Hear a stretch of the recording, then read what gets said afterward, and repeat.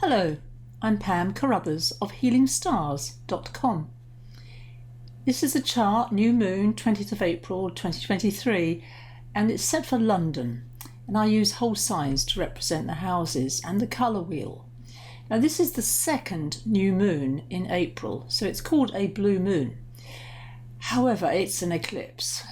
It's a solar eclipse, and here's the sun and the moon, 29 of Aries, 50 minutes. So it's right at the end of Aries. Now the nodes of the moon are still, and I want you to notice this, the south node is in Scorpio, the north node over here is Taurus. And they are part of the eclipse energy, but we always look at the degree of the sun and the moon. What is interesting is a lot of people are talking about this being, the end of the sign, and that could be quite rightly thought of as endings, and then new beginnings about to start, because the sun will move into Taurus on the same day. It's quite extraordinary, really, isn't it, to think of that? You might want to look back in time 19 years ago to find out what was going on back then. It was around 2005 December. That's when that degree was activated.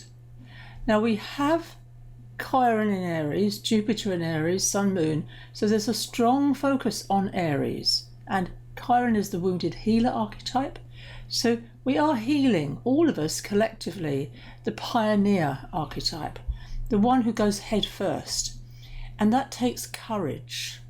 And Mars is the ruler of Aries, currently in the sign of Cancer. So this is not a strong place for Mars. I can't pretend it is. However, it is in a good relationship. Little blue lines are all positive flow of energy. And here's Mercury with Uranus here. Very close, very close. So Mercury and Uranus together can be a genius aspect. They can really bring ideas out of the blue. And you say, oh, where did that come from? You've got no idea. I like that aspect. It's in my chart. So, it's singing my song, so to speak. But Mars is also over here. I'm looking over here. It's at a right angle to Chiron. It is. That sextile is good, positive, but there is still tension. And Mars in the sign of Cancer is completely dominated, ruled by, shall we say, the moon, emotions. So emotions might be very high at the moment for you. And this won't really change until Mars changes sign, which it does on the 21st of May. 21st of May.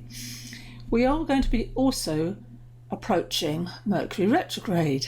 This is a real humdinger of a new moon, I can tell you. The sun's going to change sign. Well, it's a solar eclipse. The sun will change into Taurus, and then we get Mercury retrograde the day after. So it's all there, all of this tension.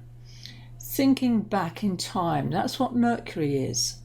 It is the trickster, or it can be genius, but it's telling us to go back, to revise, to edit what we have been planning or experiencing, what projects, all of the above. So it doesn't actually meet Uranus exactly. I'm also thinking of what the South Node in Scorpio means. It means letting go. That's the nature of Scorpio. It lets go. Taurus holds on. So that's the dynamic that's at stake here. And both are fixed signs. However, the actual eclipse is in a cardinal sign. Interestingly enough, I'm leading a workshop in May, and I've just noticed that Jupiter will be at the same degree of 29 degrees. It's on May the 13th, and I'm going to focus on healing the ancestral pattern. The past, the ancestors, we're all connected to ancestors. It's very, very important to acknowledge, what they have gone through, their struggles, but also the gifts. And very much I believe that the gift is in the wound, which is also the work of other astrologers, especially Martin Lass. Venus in Gemini is okay. It's okay. It's Venus over here is at a right angle to Saturn. So this is Venus is in Mercury's sign here, and Mercury is actually in Venus's sign. So there is a connection between the two of these two planets, and they're personal. Venus in Gemini is quite flirty.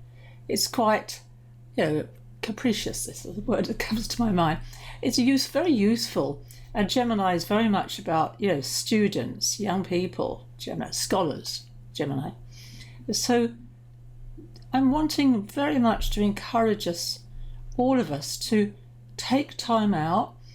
A day of an eclipse is not a good day to start anything new. A new moon is also don't start anything new, but very much about planning, focusing, especially once we get the sun moving into that stable sign of Taurus, an earth sign. Weather in the UK is picking up. Good time to be out in the garden, she says to herself, and sharing to others. Also, I want to mention Caroline Myss. Of all the authors, she is without a doubt one of my all-time favourites in the personal growth movement. And she's giving some really, really juicy, short, 20 minutes on different archetypes. And one that struck me this week when I listened to her was all about our calling. And this is very close to my heart. When we have a calling, in terms of psychology vision, it's the call, the answer, the calls for help. And that, to me, is really important in my life. And I will be giving a link to that, if I can find it, very, very soon on my newsletter. Thank you for watching. Pam Carruthers, healingstars.com, and take care and rest on this day, important day of a solar eclipse.